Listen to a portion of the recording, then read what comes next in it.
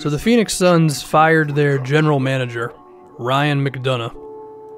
And I think this is interesting because it says some things about where this team is at and the expectations of this team and the front office and Devin Booker and DeAndre and a whole bunch of things. So I don't want to take too long on evaluating McDonough's performance, but I guess we can give it a little bit of a thing here.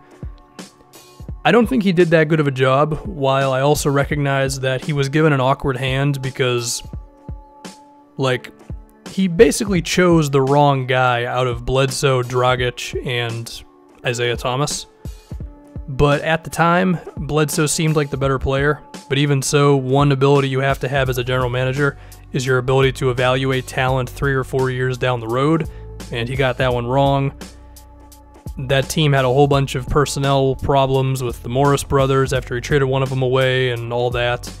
And they've also struck out a bunch of times in the draft between Marquise Chris, Dragon Bender, who still seems like he's got something, but it's been rough so far.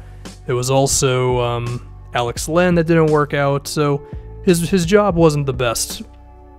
But he did get them Devin Booker and DeAndre Ayton. But I think what this really says about this Suns team is how all in this front office is now at this point in terms of winning, because firing him after the offseason, in which you already made some win right now moves with Trevor Ariza and Ryan Anderson and stuff, is kind of wild. And I think it just shows how aggressive this Suns front office now is, where they're just tired of losing and they just want to go all in on getting as many victories as possible. And I think what this could have come down to is the fact that they don't have a point guard, and there was a lot of rumors about how they wanted a point guard, and maybe, just maybe, the front office wanted someone like Kemba Walker or someone like, well, I don't totally know who else is available for point guard at the moment in terms of the better ones in the NBA, but maybe they were just willing to go overboard on that sort of a thing, to the point where the Ryan was just like, guys, we can't go that nuts, whether it would be trading draft picks or trading some young players. I mean, they do have some decent young talent, but maybe they'd be willing to move, I don't know, maybe they were crazy enough to think about trading Josh Jackson, which I wouldn't bank on, but we've seen crazier things happen in the NBA, to where maybe he wasn't willing to do that, and then they fired him, right? Now, should they actually be going down this road, the Suns front office? Well, I think there are instances of it going well, there are instances of it going poorly, right? The idea of surrounding young talent with veterans and trying to maximize winning right now while your young dudes improve, right? We've seen it go well, which is in the case of the Warriors, where you have a 22-year-old or something like that, Steph Curry, you make the Monte Ellis for Bogut trade, then you have 22-year-old Clay, 20-year-old Harrison Barnes. Curry was a little older then, but then you trade for Andre Iguodala, and they had to give up some real stuff. They had to give up draft picks to get Iguodala, but we've also seen it go poorly in the case of the Anthony Davis situation, right? So if this is the way Phoenix is going to go, just realize, I mean, it can work if your young dudes keep on getting better and you don't lock yourselves into being a 45-win team and all that. And I think the fact that you have two guys in Devin Booker and DeAndre Ayton helps, because with Anthony Davis, we've seen him just kind of be on an island here. But it could also go very well. And if it goes very well, then that's awesome. I mean, could Trevor Ariza re-sign after this season and be like a JJ Redick for this team? That's possible. I mean, a lot of people, including me, bring up the idea of him not being on the Suns when this season is over, and definitely not next year.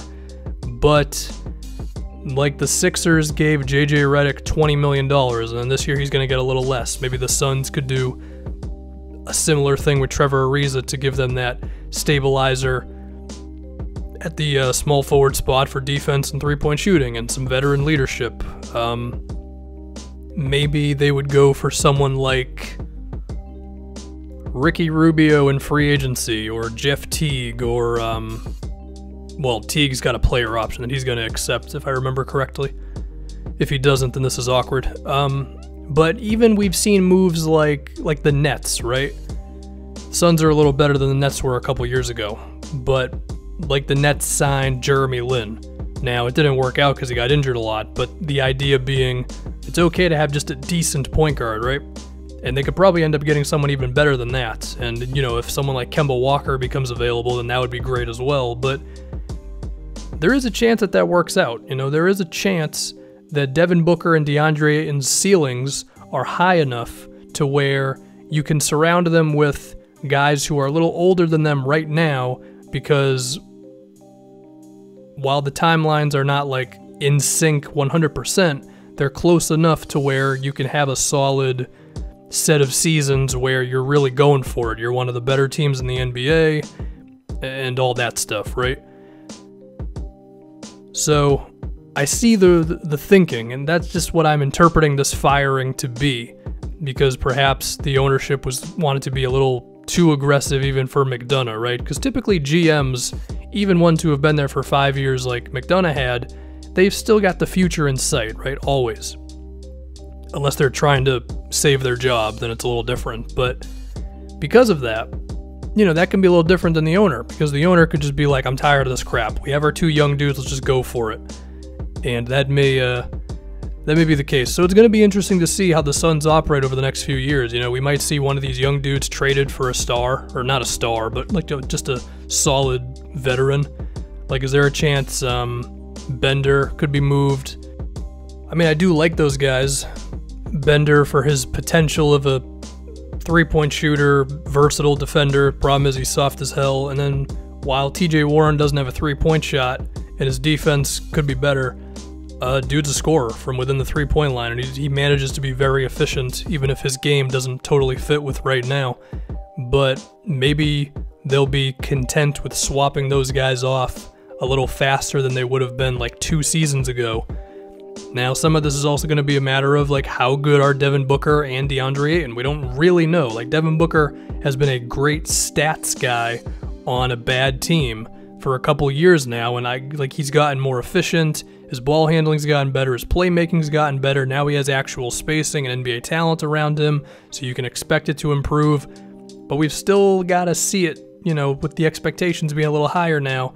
And then with DeAndre Ayton, it's always a matter of, with him, the defense. Where's that going to be at? So there's some risk. I think this can work as long as you don't get too carried away. You don't lock yourself into bad contracts. You don't trade away too many young players, too many draft picks. You can manage it enough. And I think that's what the Suns are going to try to do. And I think firing their GM is not the first sign of it. They've been doing it all offseason, but it's the next sign of them doing it. So now it's just a matter of seeing what happens for them.